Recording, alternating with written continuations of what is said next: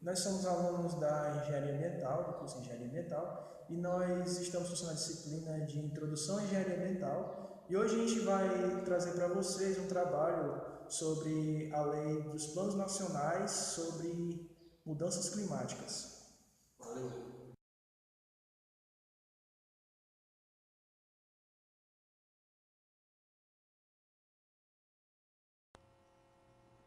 Então, dando início agora aos conteúdos, né, a respeito da Lei do Plano Nacional sobre Mudanças do Clima, eu vou falar um pouco sobre os meios em que essa lei interage, né, em que meios ela vai interagir. Então, essa lei ela é uma lei que ela interage com todos os órgãos estaduais e municipais da nação. E o principal objetivo dela, né, ela faz isso visando integrar todo o país no esforço nacional, e não só nacional, mas também internacional, de mitigação dos impactos ambientais. Com isso, essa lei atua em setores como a indústria, o comércio, a agricultura, a educação, dentre outros. Né? E ela atua com base em quatro eixos principais, que são eles: as oportunidades de mitigação, primeiro; segundo, são os impactos, vulnerabilidades e adaptações; terceiro, pesquisa e desenvolvimento; e quarto, a educação, capacitação e comunicação. Com base em tudo isso, nesses quatro eixos e nos setores que essa lei interage, ela vai tentar alinhar o país, né, a um caminho que leve ele a também estar alinhados a outros países no que diz respeito à mitigação dos impactos ambientais antrópicos. Obrigado.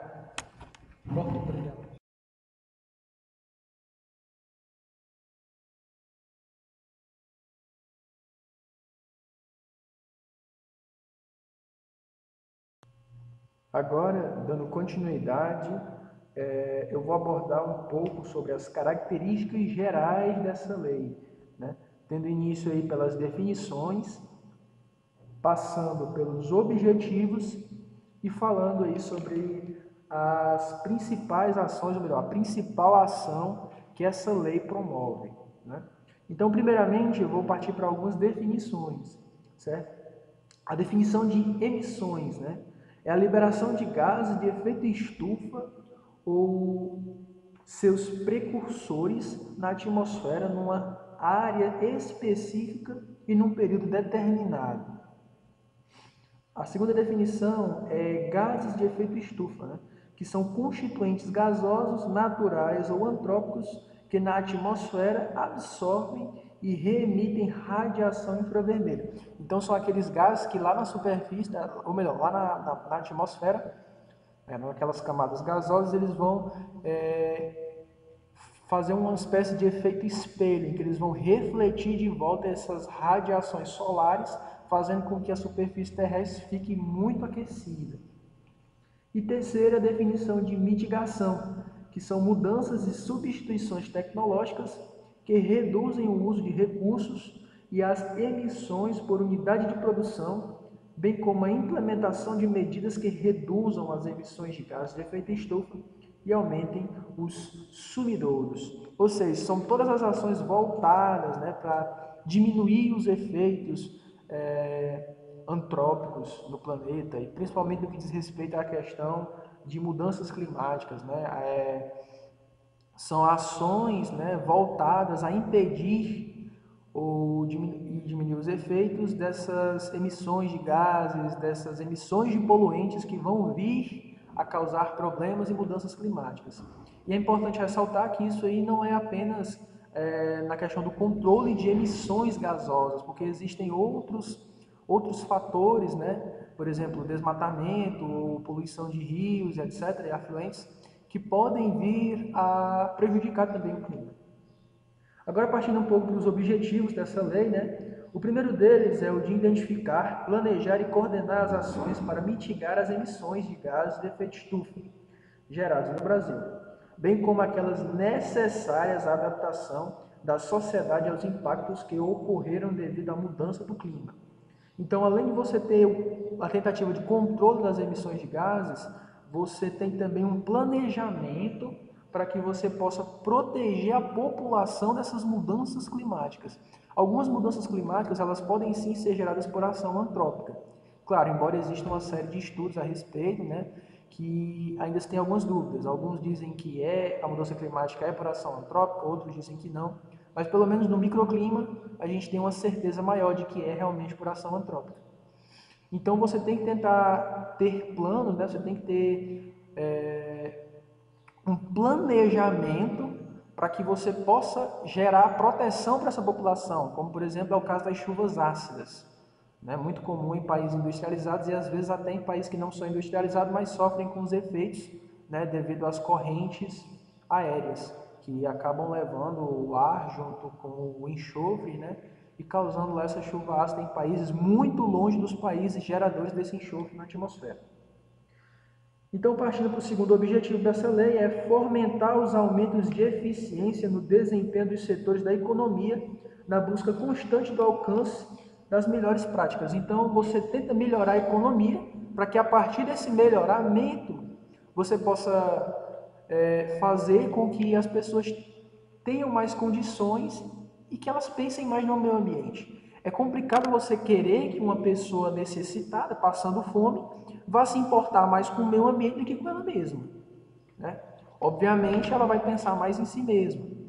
Tanto que na conferência de Joanesburgo, na África, foi a primeira conferência que falou a respeito disso, né? A questão da pobreza no mundo afetar a questão, ter vínculo direto com a questão climática, porque pessoas pobres vão pensar mais em si mesmas, pensar mais em fatores econômicos do que em fatores ambientais.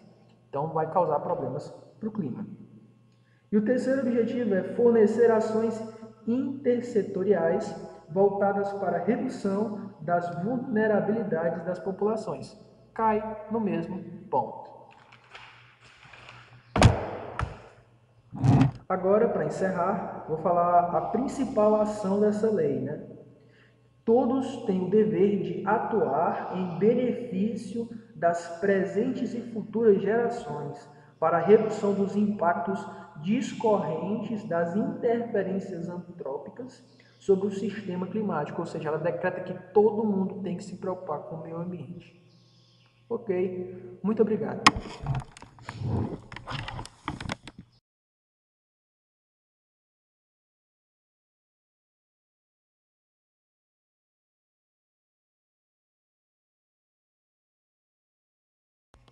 Em relação às subdivisões, a Política Nacional de Mudanças Climáticas, Lei nº 12.187, foi decretada pelo Congresso Nacional e sancionada pelo Presidente da República em 29 de dezembro de 2009. A mesma é subdividida em 3 artigos, no qual o segundo artigo traz informações acerca das definições de termos relacionados ao tema. O terceiro traz informações acerca das ações que serão tomadas com base na lei. Já o quarto traz os objetivos de criação dessa lei, mostrando o que ela visa. O quinto parágrafo aborda as diretrizes relacionadas ao tema, enquanto o sexto e o sétimo parágrafo fala sobre os instrumentos utilizados para o cumprimento dessa lei. O restante dos parágrafos continua a estabelecer pontos e diretrizes seguindo a linha de pensamento acerca do assunto.